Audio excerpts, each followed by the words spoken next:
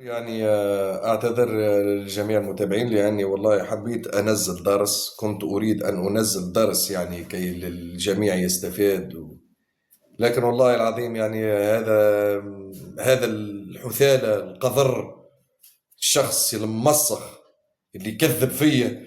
لا نعرفك، لا تعرفني، راك حليت حرب على روحك، أنت حليت حرب على نفسك كيما حلها باحث بطيء. كلكم نفس الكعبة، كلكم في نفس يعني سلة القمامة، انتم سلة قمامة وصحيح نحن في القمة.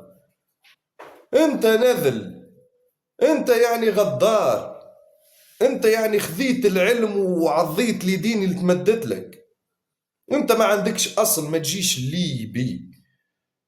الليبية مستعرين منك انت. عندي بزاف الليبية قال لك هذا ما مش مستعرفين بيك يا اخي.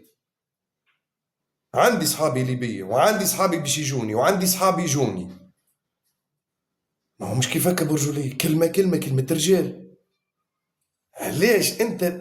لا حول ولا قوة الا بالله. تعرف والله كنتش نعمل درس، عيفتني كراتني في الشيء هذا والله.